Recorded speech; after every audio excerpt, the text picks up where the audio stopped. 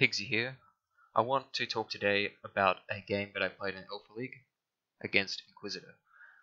Inquisitor is a really great player, and we had an awesome, super close match, so it inspired me to sort of make a video about it and talk about the game. So I'll give my thoughts briefly on the lists, but I won't go too in depth on the lists. I'll focus mainly on the gameplay itself, the tactics and strategies we both used, and I'll give my thoughts on some of the critical moments of the game and sort of break it down from there. So first, let's go over and look at Inquisitor's list.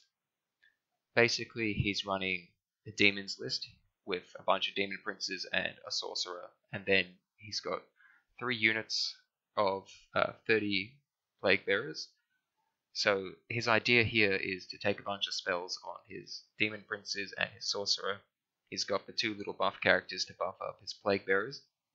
So if he gets his spells off, the Plague Bearers first have a natural -1 to hit if they have over 20 models in their squad, which of course they do.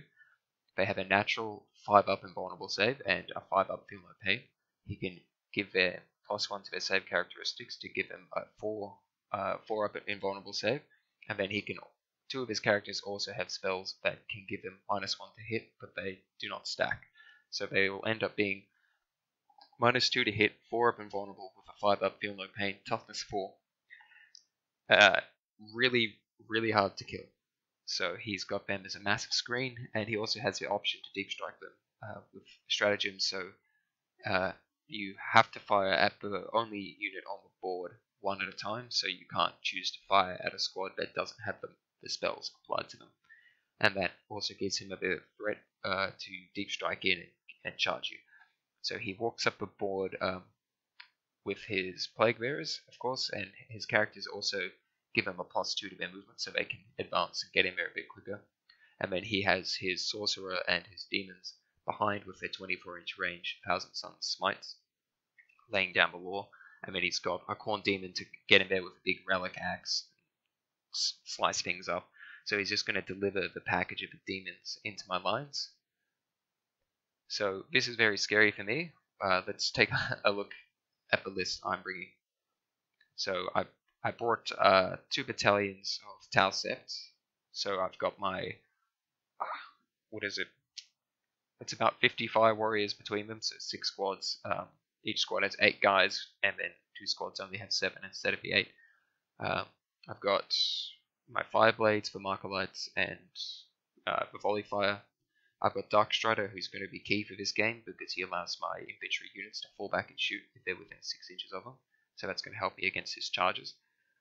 I've got the 2 Riptides. They've got velocity trackers and advanced targeting systems, so that's +1 against fly, which is useful against his demons, but not useful against much else. And then the ATS is -1 AP, which is not a big help because he's got vulnerable saves anyway, so looking a bit rough. And then with this list, I also took the unit of broadsides with heavy rail rifles for a anti-tank option. I took these in case I was going to be matched up against a player using a lot of Hellhounds. I was afraid of that, but I was not matched up against that player, so instead I'm fighting these demons, and these rail rifles are basically useless. I would much rather have another heavy burst cannon Riptide and then additional fire warriors to take out his screen, but that is not what I've got today. So since Tau is Ballistic Skill 4, he's going to be -2 to hit. I'm going to be hitting on 6s, which is just unless of course I can get those Markolites happening, and then I'll be hitting on 5s, which is twice as good as hitting on 6s. So it's very important for me to get those Markolites.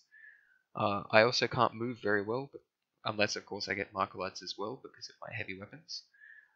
I do also have a team of stealth suits, which in this game I also didn't think my stealth suits would be very useful. They turned out to be okay, I guess, but again, against this list I'd rather just more fire warriors. So when I compare these 2 lists, I'm trying to look at what my game plan is to win. We're of course using ITC missions, so I have to be thinking about what secondary objectives I'm going to take, and then how I'm going to go after getting those secondary objectives. So looking at his list, he's got a lot of models, clearly, so Reaper, great choice there. I can max out after killing 80 Plague Bearers to get my 4 points. And then he's got a bunch of demons, which are characters, but also big monsters. So I also took Headhunter and Big Game Hunter. So Headhunter and Big Game Hunter do not stack on the demons. You can't score both for killing a demon that's a character and a big guy. So my plan is I'll score the Big Game Hunter first, and then go for the Headhunter later, because he's got characters like the Sorcerer in the back, which I can only score Headhunter on. So I'll go for Headhunter later on those. I assumed that I wouldn't be able to kill enough Plague Bearers in time to stop the demons getting into my lines, so I was very focused on making sure that my Overwatch would be very powerful and be able to take out some demons on the way in. So I needed to ensure that his Plague Bearers couldn't charge and tie up some of the key units like my Riptides and Broadsides, so their Overwatch for the greater good would still be available to pick off demons as they come in. I also decided to save my Seeker missiles the entire game until that Overwatch happened. So going into the game, I had two ideas about how I would play it off. One would be wait until his screen gets close to me. If this is in the event that I haven't managed to kill off much of the screen, wait until they get close to me and then jump my Riptides over the top of the screen using Montcar with Shadow Sun. But of course, that means that I would not be able to use the other Master of War ability first, Caillou, to get the extra shots. So it was a bit of I don't know. It was if he was going to go first and I just had a terrible turn and things were looking bad, I was just going to risk it for the biscuit, jump over his screen with the Riptides and just try and shoot his Demon Princes in the face as best I could, while also trying to keep them within 6 inches of my Fire Warriors and Broadsides to help out with for the greater good in a retaliatory strike. The other option was if I felt like I was doing an okay job against his screen and I didn't need to go absolutely balls to the wall, I would just try and back up and kite as much as possible while holding one objective marker to at least get that point, because there's no way that I'm going to hold more objective markers than him, so why even bother trying? So I deploy, as you can see, I've got a giant castle over here in the middle, just holding one objective here. I've got a big screen in front, all my Fire Warriors there, and then the Shield Drones. I've got my Shield Drones fanning out the back here as well, because Savior Protocols is not a massive deal for me, because he doesn't have a lot of shooting. I think his entire army has 2 Warp Bolts, and that's it. So my suits are safe from shooting. I'm just going to get smarted up a bunch, which will go into my Fire Warriors. And I've got my Ethereal there to give the 6-up Feel No Pain to all the Fire Warriors. So everything should be in range to do massive amounts for the greater good. If he decides to come in with a warp time or something early, I should be able to pick off a demon easily there. And then I put my stealth suits on the other side of the map. And my intent with this was I'll put them just in range so they could advance and easily get into this objective marker. If I was going second, then you in ITC, when you go second, you kind of have this small advantage. Like overall, I almost always want to go first, but one of the things that you do get is kind of know what you have to beat for that battle round, right? So one thing you score is who controls more objectives at the end of the battle round. Well, you sort of have a tighter control over that because you can see who's on what. So I was thinking about perhaps using my stealth suits to take the objective that they're close to, and at the very least act as a sort of distraction to perhaps pull some of the army away from my main gun line and into the stealth suits, who then can perhaps get some hot shots off with their fusion blaster.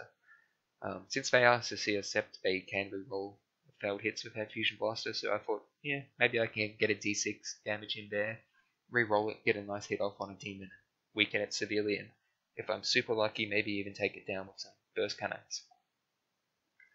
So we roll off for our initiative. Actually, I'll go over deployment for the demons first. So he's of course got 1 unit of Plague Bearers in Deep Strike, and then he's got a massive screen across the entire map, so he controls everything easily putting his characters behind the other 60 plague bearers there. So pretty normal game. He's just gonna charge up the board with the demons, see if he can get charges up or not. So Inquisitor did in fact win the initiative roll-off, but after some consideration, he actually decided that it would be better for him if I went first, and I think this was a mistake on his part. I'm not entirely sure why he chose to do this. I believe it might be because of the objective scoring scenario that I was talking about. It's possible also that he didn't want me to be in a position where he would be in rapid fire range of my 5 warriors on my first turn. It's possible also that he didn't want to run into a position where he was in rapid fire range of my 5 warriors on the second turn, and I still had a Caillou ready to just obliterate him with 150 shots from the 5 warriors plus everything else re-rolling. I don't quite agree with his decision to go second, because I think some of the survivability of his army does rely on getting those spells off on his units to get the 4 up and vulnerable save and the additional -1 to hit on the plague bearers. So I'm not quite sure what he's thinking. Maybe there's something I've missed here, but nevertheless, Tau goes first. So I do pop Caillou on my first turn and just try and mow down as many plague bearers as I can. And honestly, I do not kill that many. Like, yeah, I managed to get the Marker Light buffs. I can reach for ones that don't have a -1 spell on them, so I'm hitting okay.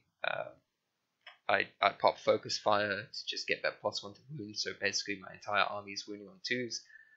I pick off a good chunk.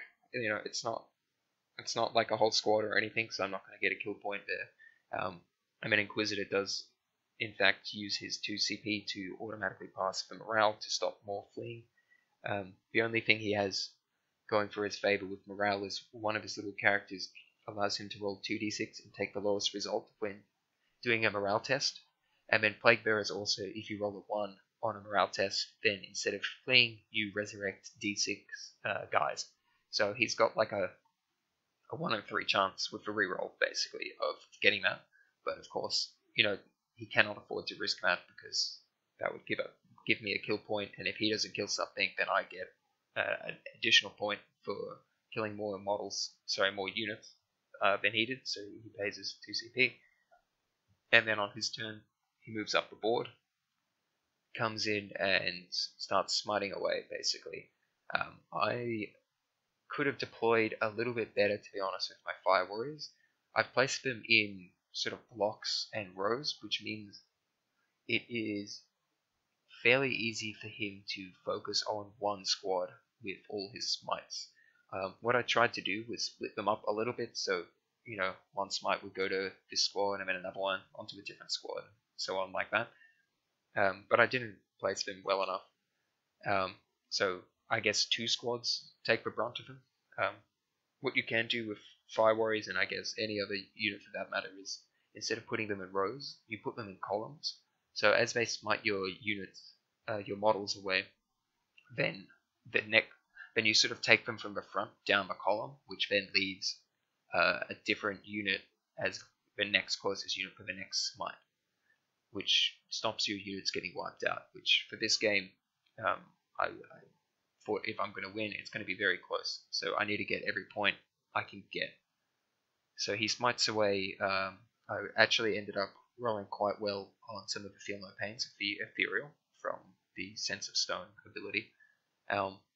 And he manages to get me down to 3 Fire Warriors on 1 squad. So he tries to finish off, is it 3? It might have been 2 or 3 Fire Warriors left in 1 squad. And he has his Warp Bolters left to shoot. He's out of range for charges, so he really wants to kill off this squad, because if he does so, he scores that kill point for killing it. He gets his first strike point, which is worth another point because he took old school. And then, of course, he gets an additional point at the end of a round if he kills more units than me. So he basically gets 3 victory points if he can take these Fire Warriors out, which is which is why when he shoots at me with the warp bolters, I'm using savior protocols on my drones to intercept those shots. Even though generally, you don't want to use your shield drones for fire warriors, you want to save them for your suits. So unfortunately, I roll a 1 on one of my interceptions, and I realize how important this situation is. So I spend another CP to re-roll that to save the fire warriors, and I get down to just one fire warrior at the end of a turn. And then I debate a little bit, but I decided it would be best, for the reasons I've already laid out, to use 2 CP to automatically pass that morale test, because unfortunately they are out of range of my leadership 10 ethereal for that buff. So I do automatically pass the morale, which effectively denied him 3 victory points. So that's our first turn. So going into battle round 2, this is where I have to make my decision about whether I'm going to back up or try and jump past the screen. Given his positioning, I'm not in a turn here where I could jump past his screen now. So what I could do is step. He's also managed to place his units such that they're more than 15 inches away from my fire warriors, or at least the vast majority of them are. So if I want to get that triple tap, I have to step towards him and into his army. If I do that, I would have to be very, very careful of not leaving any gaps behind my fire warriors to give him the ability to warp time a flying demon prince in, because warp time does say as the movement phase, so fly still works there. So he could jump past my units and then get a charge in onto my broadsides, which are the only unit that he could tie up, because everything else has fly or dark strider can help them up. So I deliberated on that for quite a while, because that honestly was my initial plan, but I decided, I did okay.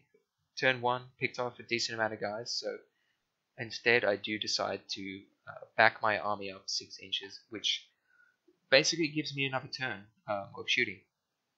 But unfortunately, when I backed up, I'm going to be suffering a lot of those penalties to hit with my heavy weapons, so I'm very reliant on getting my marker lights. But also my marker lights are not hitting as well as they could, because again, they're heavy weapons, and then there's the minuses on his plague bearers and such. I think he is down to less than 20 plague bearers on one of his units, but he hides them away, so he does have that -2. So I believe I get enough marker lights to negate the moving and firing the heavy weapon penalty, which is at 4 marker lights.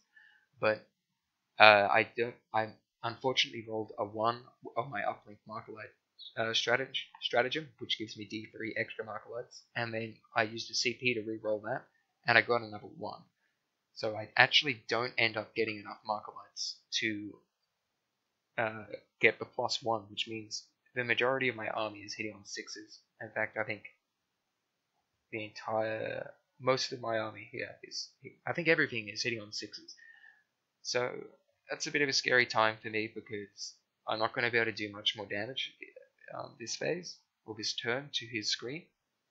And, at least I backed up, so yeah, he's a bit closer. Yeah, it's starting to get scary, so he may or may not charge me this turn. If he decides to charge me, he would basically just be going into a bunch of fire warriors that I've placed up on top of the ruins. He would probably only be able to fit 1 demon prince up there, and I'd get a decent chunk of overwatch. His plague bearers are very unlikely to be able to get up there as well, because they have to climb up about 3 inches. If his plague bearers go up there, he won't have room for his demons. So I'm not quite sure if he was going to charge me or not. So let's go into his turn and see what Inquisitor decided to do. So on Inquisitor's turn, he moves up again after some careful deliberation. He puts his demons a little bit further back than he might, so it's not looking like he's intending to charge with them. But then he does decide to bring in his reserves of his plague bearers, and then he uses many demon spells to buff these plague bearers up. So if they do get into combat, it's going to be very scary for me. But on the plus side, since that is the only squad that he is likely to be charging with, I feel comfortable proccing all of my for the greater good onto those Plague Bearers, or at least the vast majority of it. And he still does have to make that 9-inch charge, and he doesn't have the character that gives him a +1 to his charge, so all he has there is just a raw charge to make with a with a 1 reroll with his command. I don't know the exact odds of that, but I believe it's still slightly less than half. I think it's around 45% to get that charge in. Fortunately for me, he does not manage to get that charge in. He fails it with his reroll, and I managed to mow down, a decent amount of Plague Bearers. Hitting on 5s with Tau is nice. I also made sure I was throwing a lot of photon grenades at them because, of course, they give a -1 to hit. And my drone screen also helped ensure that those Plague Bearers did not come out in the back, so then I can continue to just push his entire army back with Fire Warriors without allowing the Plague Bearers to get on top of my broadsides. So he does make a charge onto my stealth suits, of course, with his Demon Prince of Khorne. The rolling goes well for me here as well. I feel like, unfortunately, I haven't managed to chip any damage on that Demon Prince yet with my stealth suits. They do have a -1 to hit in combat, which means he's hitting on 3s instead of 2s, and he is rerolling 1s because he's a Demon Prince. And then he rolls a couple of 2s. He's -2 AP, I believe it is. I think D6 damage. So I fail, I believe I fail 4 saves, and I have 4 stealth suits, and they've got a 3-up save, so I decide to use my command reroll to attempt to pass on a 5-up that last save, and I get that 1/3 chance. I get a little lucky, and I do save my Chazveray, which will allow him to live for 1 more turn and distract that Demon Prince again and take another pot shot with his Fusion Blaster, so those other stealth suits do get taken out. I've got a few more smites coming through, pick off a few more Fire Warriors. That's okay. So let's go into turn 3. So turn 3 is a relatively simple turn for me, but it is also a very important turn for me. So because he failed his charge, he has all those Plague Bearers within 9 inches of most of my army, so I can easily get that triple tap range with my Fire Warriors. And since I have Shadow Sun, I can still declare a Kaiyun, which allows me to reroll all failed hits. So I use my second Kaiyun in this turn. I Markalite up all the Plague Bearers.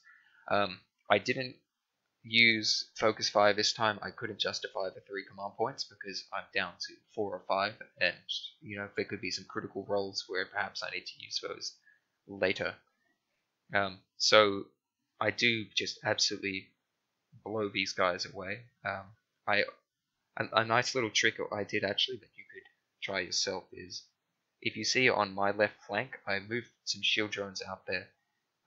The intent of these shield drones were, if things go really poorly with the attack on the Plague Bearer, I could charge these shield drones into his Plague Bearers and try and just sort of touch the very end of his flank, so he'd probably only get maybe 3 or 4 models that could actually swing on my drones, which would allow them to survive quite handily. And then on his turn, he cannot fall back and charge, so those shield drones are not particularly useful to me this game because he doesn't have a lot of shooting. I need a few in case I get some swings on my suits with some big axes to save. But I can actually use these to deny a charge of a big blob of guys. Because I rolled quite well in the shooting phase, I managed to take out that entire unit of Plague Bearers, so the shield drones were not needed at all. But they're there for a backup just in case. They've got plenty of movement, so they can get back to my suits next turn. So I felt like that turn went well for me, so let's go and check out the next turn for the Demon player. So this is the turn that the Demon player is finally going to get his main charges of turn 3, which can be a bit of a weakness of his list. They are quite slow with those plague bearers.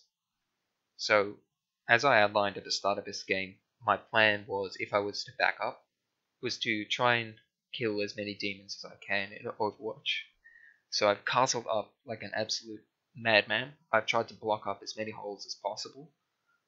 I thought I had done a great job of this, but unfortunately he does manage to use a warp time on one of his demon prints of Zinch and give it a 3-up invulnerable save with a power also, and he flies himself up onto a ruin, and then he can charge down that ruin.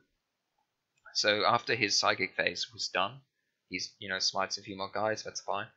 I was very concerned about getting my broadsides charged by that demon prince, so my plan was to save as much firepower as I possibly could, so to try and take out that prince.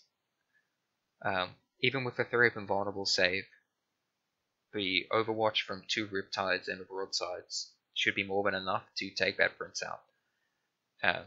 But Inquisitor is a very good player, and he realizes this, and so he tries to abuse my positioning by just charging that single fire warrior that is holding the point, because he can easily kill that and then consolidate into my broadsides. So, okay, he won't kill any broadsides that turn, but he's tying their firepower up, and they won't be able to fire back at him next turn once they fall back.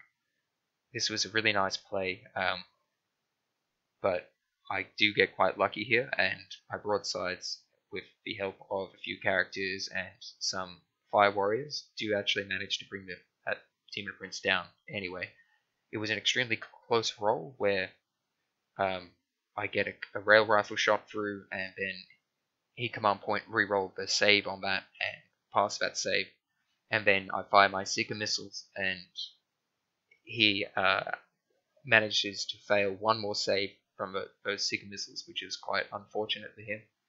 And then I roll a 4 on my damage, and I've already used a command point to, I think I re-rolled a wound with one of the seekers, something like that. So I'm out of command points, and he has 5 wounds left, so with 4 damage it's not quite enough, and it doesn't matter, 1 wound is enough for him to tie up my broadsides. So I had also been saving my Puretide Engram Neurochip, and I think a lot of people don't realize how good this the secondary effect of its relic is. Everybody focuses on the CP farming aspect of it, but it also allows you to re-roll a single failed hit roll, wound roll, or damage roll for the bearer or a friendly unit within 6 inches.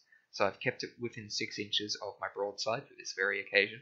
So I decided to use my once per game re-roll to take that 1 in 3 chance to kill that demon, because if it's on 3 wounds, it doesn't matter. If it's on 4 wounds, it doesn't matter. But if it's on 1 wound or no wounds, that makes a big difference to me. So I do take that 1/3 chance, and I get lucky again. I feel like I got lucky a few times in this game, and I do roll that 5 and take that prince out.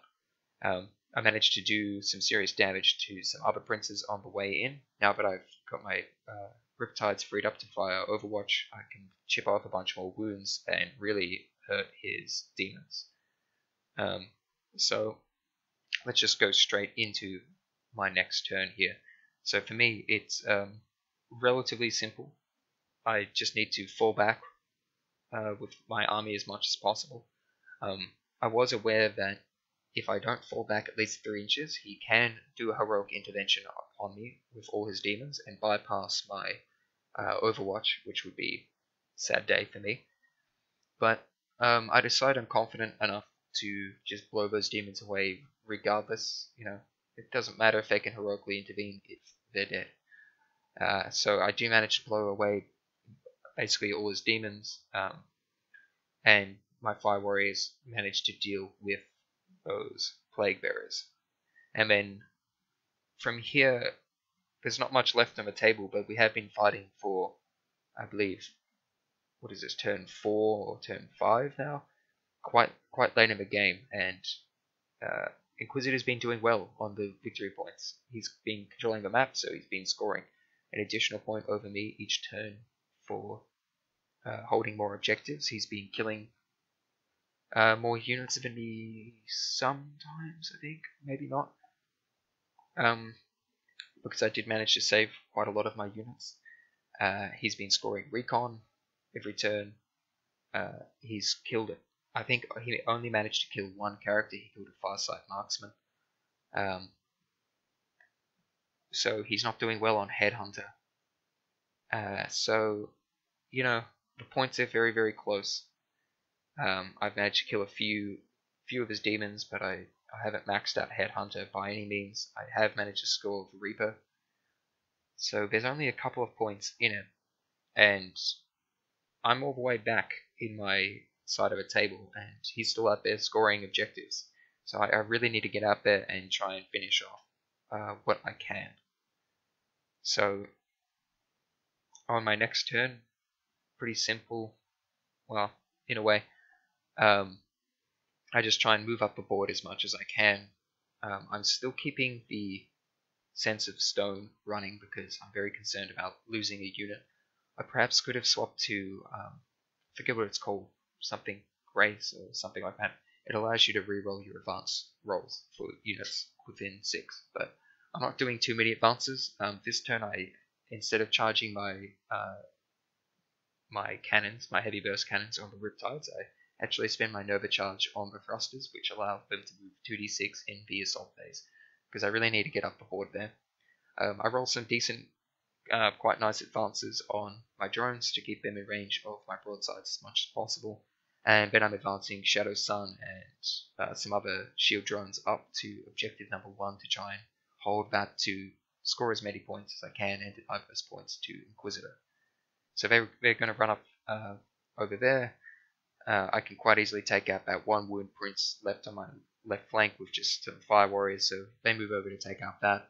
I've got plenty of smart missiles available to me on my broadsides and Riptides, but moving and shooting, they're hitting on 6s, so they don't manage to kill all that much.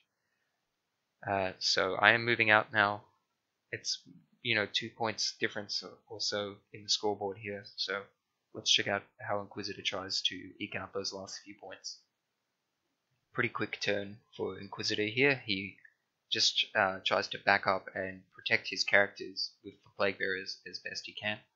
So you cannot shoot at a character unless it's the closest model, even if it's the only model that you can see. So he can put his Plague Bearers behind this large terrain feature in the center to attempt to deny me firing with my main weapons. My smart missile systems still do not need line of sight, so I can try and kill them off with them. So I have moved my broadsides up last turn. They're still in range, so I decide to use my last CP, I believe it was, to do command and control node on those broadsides, and that allows me to reroll all my failed wounds, so I can fire those 24 shots off from the smart missile systems at those last couple of Plague Bearers, hitting on 5s because what would it be? I think, yeah, he cast a spell on them, so I'm at a -1 to hit. So with the command and control node, I do manage to pick them off. I've got my Riptides positioned over on my left flank in such a way that they would be closer to that Demon Prince on the objective, regardless if the Plague Bearers died or not, but I do manage to kill them off, so that's nice for bonus points, basically. And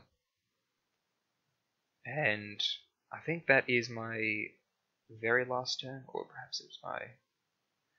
that is my last turn. So Inquisitor can still score behind enemy lines, potentially here. If he kills a unit, he gets a victory point.